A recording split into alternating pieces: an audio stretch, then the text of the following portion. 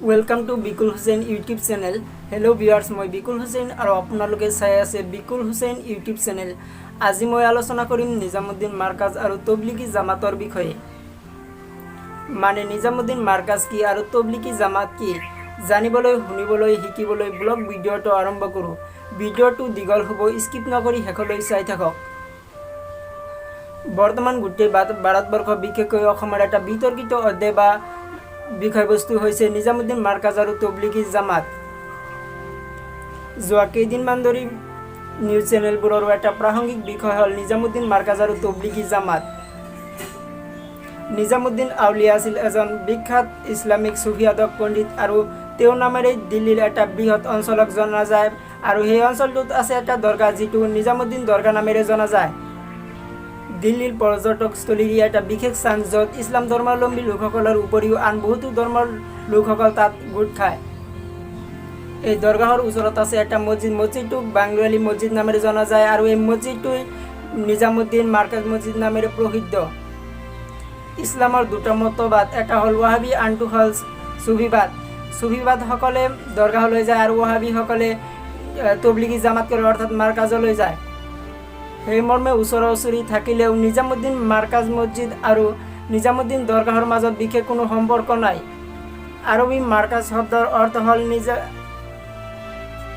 কেন্দ্ৰ, অৰ্থাৎ য'ৰ পৰা ইছলামিক তবলিগী জামাতৰ কাম। দিল্লীৰ এই নিজামুদ্দিন মাৰ্কাজ হ'ল আন্তঃৰাষ্ট্ৰীয় পৰ্যায়ৰ, য'ত পৃথিৱীৰ প্ৰতিখন দেশৰ পৰা ইয়ালৈ জামাত আহে।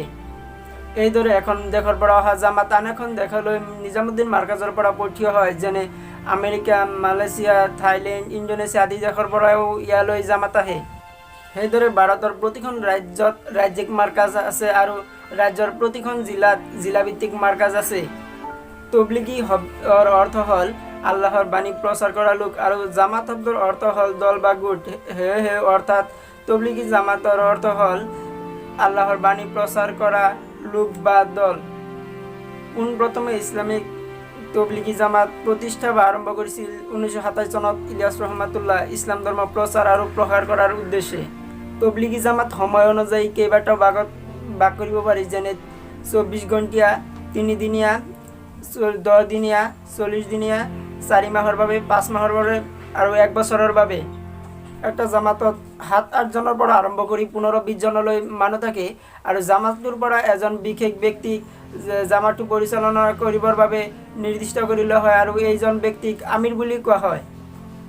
এটা অঞ্চলৰ পৰা যোৱা জামাত আন এটা অঞ্চললৈ পঠিওৱা হয় মাৰ্কাজৰ পৰা, আৰু এখন ৰাজ্যৰ পৰা যোৱা জামাত আন এখন ৰাজ্যলৈ পঠিওৱা হয়। যেনে অসমৰ জামাত পশ্চিমবংগলৈ, উত্তৰ প্ৰদেশলৈ আৰু পশ্চিমবংগৰ জামাত অসমলৈ বা মহাৰাষ্ট্ৰলৈও পঠিওৱা হয়। জামাতবোৰ মছজিদত থাকে আৰু তাৰ পৰা গৈ স্থানীয় অঞ্চলত লোকসকলৰ মাজত কোৰাণৰ বাণী আৰু ইছলামৰ নীতি নিয়মবোৰ প্ৰচাৰ আৰু প্ৰসাৰ কৰে। এয়াই আছিল আজিৰ ভিডিঅ'টো। যদি ভিডিঅ'টো ভাল লাগে এটা লাইক কৰিব, কমেণ্ট কৰিব আৰু শ্বেয়াৰ কৰিব আৰু চেনেলটো ছাবস্ক্ৰাইব কৰিব আৰু লগতে কাষত থকা বেল আইকনটো প্ৰেছ কৰি দিব।